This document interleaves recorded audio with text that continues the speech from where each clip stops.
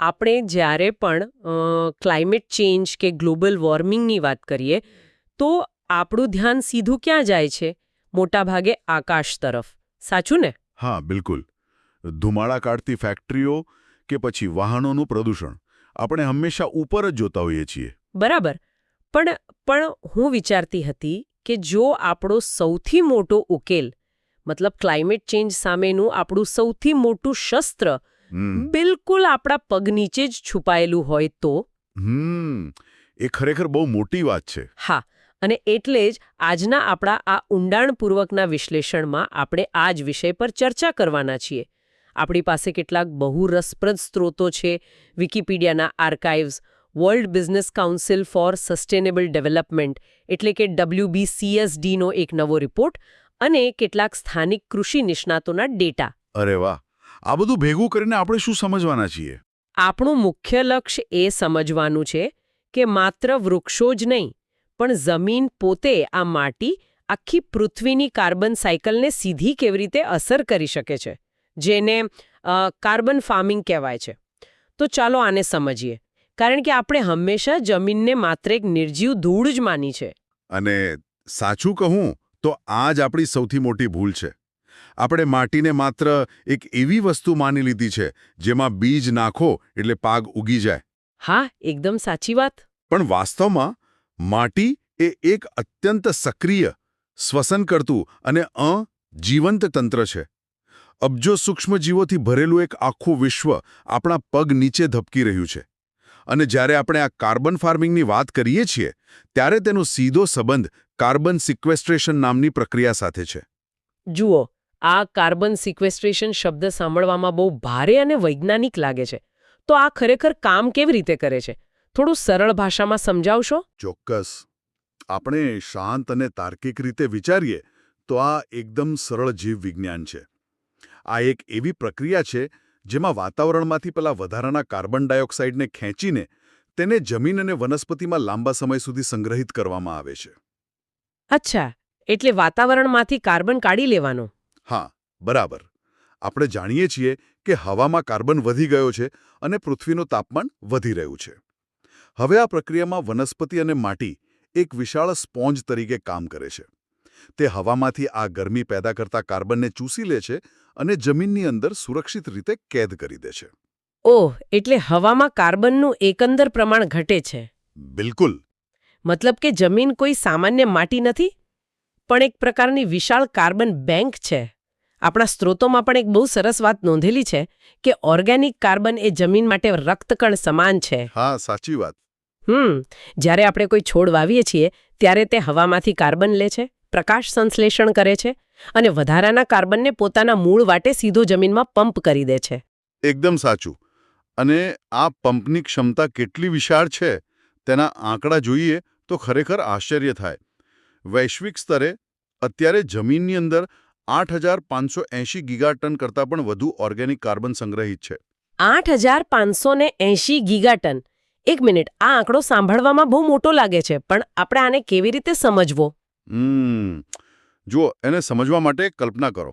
પૃથ્વી પર અત્યાર સુધીમાં માણસોએ જેટલી પણ વસ્તુઓ બનાવી છે, તમામ ગગનચુંબી ઇમારતો, હાઈવે, મોટા પુલ, વિશાળ જહાજો, આ બધી જ માનવનિર્મિત વસ્તુઓનું વજન ભેડું કરીએ ને તો પણ માંડ 1 ગીગાટન જેટલું થાય.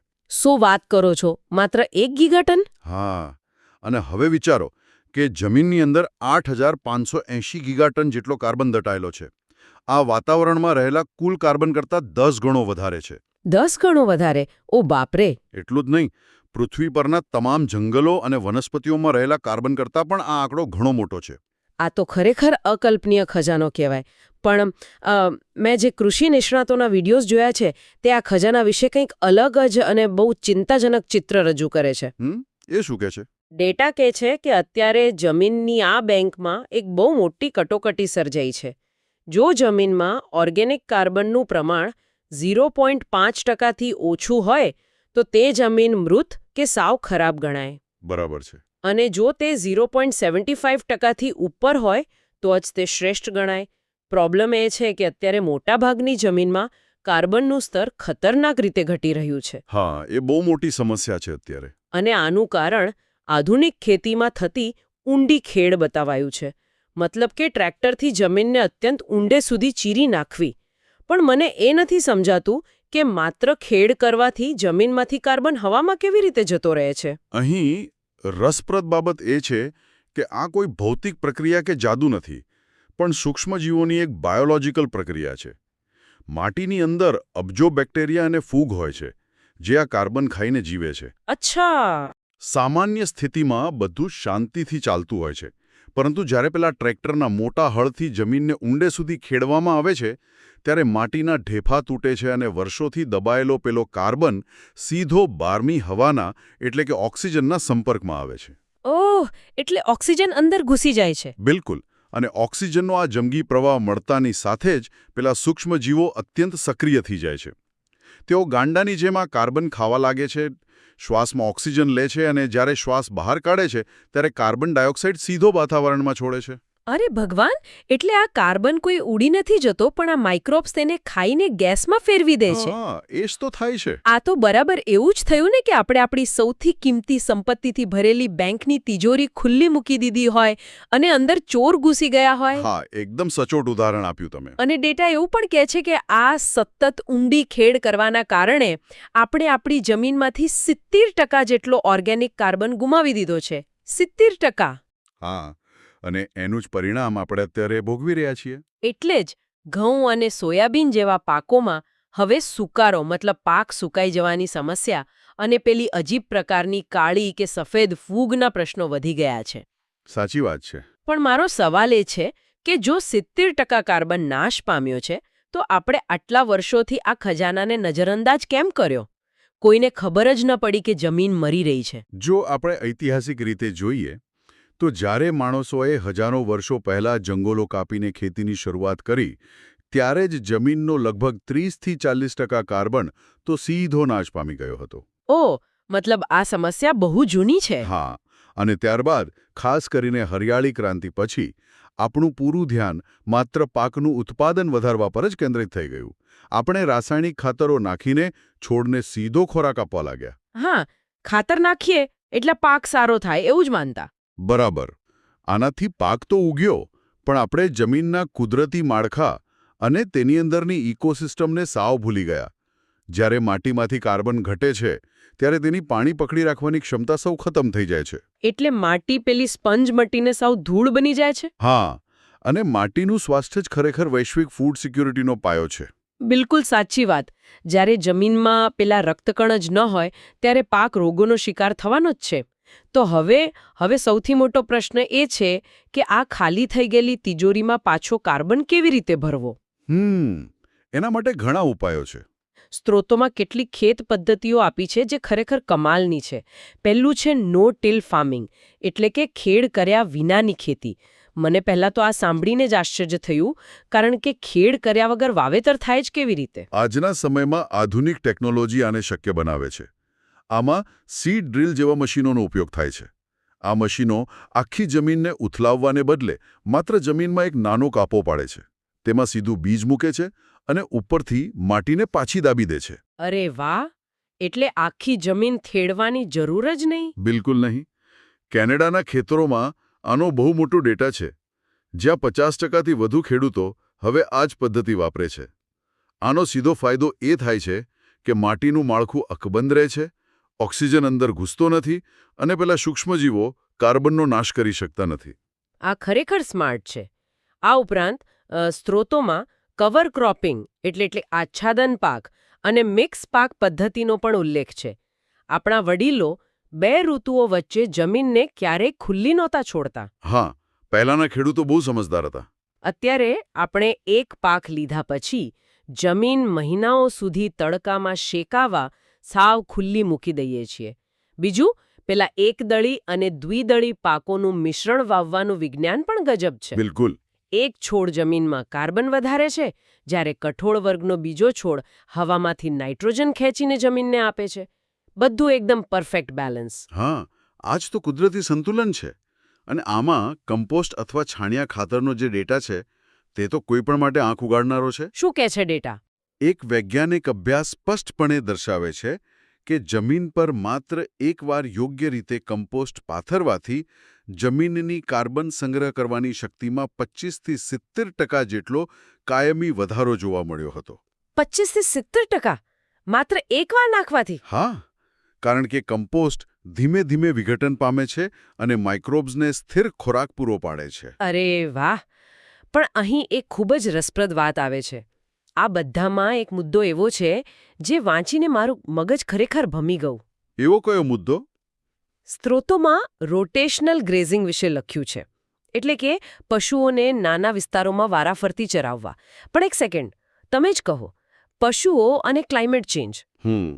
સમજી ગયો તમારો સવાલ. હા, મેં તો અત્યાર સુધી જેટલા પણ લેખો વાંચ્યા છે કે ડોક્યુમેન્ટરી જોઈ છે, તેમાં એવું જ કહેવામાં આવ્યું છે કે ગાયો અને અન્ય પશુઓ મીથેન ગેસ છોડે છે, જે પર્યાવરણ માટે સૌથી મોટો ખતરો છે. બરાબર છે. તો પછી આ જ પશુઓને ઘાસ પર ચરાવવાથી જમીનને અને આબોહવાને ફાયદો કેવી રીતે થઈ શકે? આ તો સાવ ઊંધી અને વિરોધાભાસી વાત છે ને? તમારી વાત સાવ સાચી છે અને આ બહુ ચર્ચાસ્પદ મુદ્દો છે. આમાં બે અલગ અલગ વૈજ્ઞાનિક દૃષ્ટિકોણ છે. ચલો આપણે આનો નિષ્પક્ષ વિશ્લેષણ કરીએ. હા, પ્લીઝ સમજાવો. રોટેશનલ ગ્રેઝિંગ પાછળનું વિજ્ઞાન એ છે કે જ્યારે પશુઓને એક ચોક્કસ અને નાના વિસ્તારમાં થોડા સમય માટે ચરાવવામાં આવે છે, ત્યારે તેઓ ઘાસનો માત્ર ઉપરનો ભાગ જ ખાય છે. અચ્છા. તેમના વજનદાર ખરીઓથી માટી દબાય છે, જે એક કુદરતી ટ્રેક્ટર જેવું કામ કરે છે અને બીજને માટીમાં રોપી દે છે. પશુઓ ત્યાં જ છાણ અને મૂત્રનો ત્યાગ કરે છે, જે બેસ્ટ ખાતર છે. એ તો છે. હવે આ બધાના પરિણામે ઘાસને એવું સિગ્નલ મળે છે કે તેણે બચવા માટે પોતાના મૂળ જમીનમાં વધુ ઊંડે સુધી લઈ જવા પડશે. ઓહ! અને આ ઊંડા મૂળવાળા બારમાસી ઘાસ જમીનની અંદર અત્યંત ઊંડે સુધી કાર્બનનો સંગ્રહ કરે છે. મતલબ કે પશુઓ એ ઘાસ માટે એક પ્રકારના જીમ ટ્રેનર જેવું કામ કરે છે. તે ઘાસને વધુ મજબૂત અને ઊંડા મૂળ બનાવવા માટે મજબૂર કરે છે. બરાબર એવું જ. પરંતુ અહીં બીજું દૃષ્ટિકોણ પણ છે. કેટલાક નક્કર વૈજ્ઞાનિક અભ્યાસો એમ પણ દર્શાવે છે કે અર્ધશુષ્ક પ્રદેશોમાં, જ્યાં વરસાદ ઓછો પડે છે, ત્યાં જો પશુઓને સંપૂર્ણપણે દૂર રાખવામાં આવે તો ત્યાં વનસ્પતિ અને જમીનના કાર્બનનું પુનર્નિર્માણ વધુ સારી રીતે થાય છે. અચ્છા, એટલે બધી જગ્યાએ પદ્ધતિ કામ નથી આવતી. સાચી વાત. અને તમે જે મિથેન ઉત્સર્જનની વાત કરી, તે ડર તો વાસ્તવિક છે જ. એટલે આમાં કોઈ એક જાદુઈ લાકડી નથી. યોગ્ય વ્યવસ્થાપન હોય તો જ પશુઓ ફાયદાકારક સાબિત થઈ શકે. બહુ સરસ રીતે સમજાવ્યું તમે. તો જો પશુઓ જમીનની સપાટી પર કાર્બન રિસ્ટોર કરી શકે છે, તો પછી આપણી પાસે જે વિશાળ કુદરતી કાર્બન સિંક પહેલેથી જ હાજર છે, તેનું શું? જંગલોની વાત કરો છો? હા, આપણે જંગલોની વાત કેમ ન કરીએ? WBCSDના રિપોર્ટમાં જંગલો વિશેનો ડેટા વાંચીને મને એવું લાગ્યું કે કુદરત ખરેખર અદ્ભુત છે. બિલકુલ. ડેટા શું કહે છે? વૈશ્વિક જંગલોમાં દર વર્ષે 1 ગીગાટન જેટલો કાર્બન સ્ટોક ઉમેરાઈ રહ્યો છે.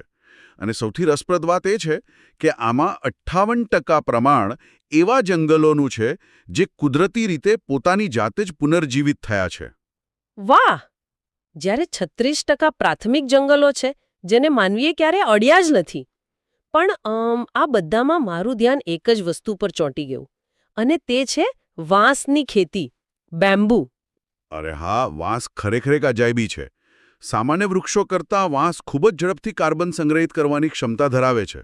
હા, પણ એની સૌથી મોટી વિશેષતા કંઈક અલગ જ છે ને? હા, વાંસ જે કાર્બન હવામાંથી ખેંચે છે, તેમાંથી અડધાથી વધુ કાર્બન તે પોતાની અંદર રાખવાને બદલે જમીનની અંદર તેના રાઇઝોમ્સ એટલે કે મૂળિયાના વિશાળ જાળામાં સંગ્રહિત કરી દે છે. આ જબરદસ્ત છે.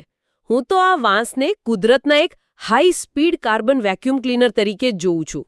વેક્યુમ ક્લીનર, સાચી વાત. હા, મતલબ તે વાતાવરણની ગંદકી ખેંચીને સીધી જમીનમાં દાટી દે છે. અને સૌથી સારી વાત એ છે કે વાંસને કાપ્યા પછી પણ જમીનની અંદર રહેલું પેલું મૂળિયાનું જાળું એ કાર્બનને સુરક્ષિત રાખે છે.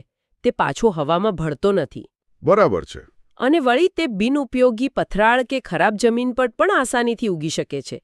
તો મારો સવાલ એ છે કે જો આ વેક્યુમ ક્લીનર આટલું જ અદ્ભુત છે, તો આપણે પૃથ્વીની દરેક ખાલી જગ્યા પર વાંસ કેમ નથી વાવી દેતા? આખો ક્લાઇમેટ પ્રોબ્લેમ જ સોલ્વ થઈ જાય ને? હા, આ એક મહત્વપૂર્ણ પ્રશ્ન ઊભો કરે છે. પણ વિજ્ઞાન આપણને અહીં ચેતવે છે. કેવી રીતે? વાંસનો કાર્બન સંગ્રહનો ફાયદો ત્યારે જ મહત્તમ મળે છે જ્યારે તેને વૈજ્ઞાનિક ઢબે પસંદગીપૂર્વક કાપવામાં આવે. માત્ર વાંસ ઉગાડી દેવું પૂરતું નથી. કાપેલા વાંસમાંથી લાંબા સમય સુધી ટકનારી વસ્તુઓ જેમ કે ફર્નિચર કે બાંધકામની સામગ્રી બનાવવી જોઈએ. અચ્છા, જેથી કાર્બન તેમાં કેદ રહે? બિલકુલ. જો વાંસ ત્યાં જ સડીને પડી જાય તો તે ફરીથી કાર્બન મુક્ત કરી દે છે હવામાં. ઓહ, આ તો મેં વિચાર્યું જ નહોતું. અગત્યનું, માત્ર કાર્બન જ બધું નથી.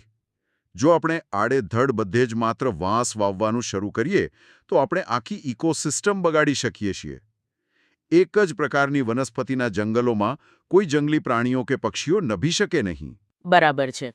આપણે એક સમસ્યા હલ કરવા જતાં આખી બાયોડાયવર્સિટી કે જૈવ વિવિધતાનો નાશ કરી શકીએ નહીં.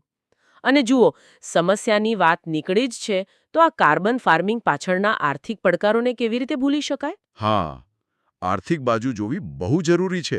વિકિપીડિયાના આર્કાઇવ્સ મુજબ આ પદ્ધતિઓથી 1 ટન કાર્બન ડાયોક્સાઇડ જમીનમાં સંગ્રહ કરવાનો ખર્ચ $3 લઈને $130 સુધીનો હોઈ શકે છે.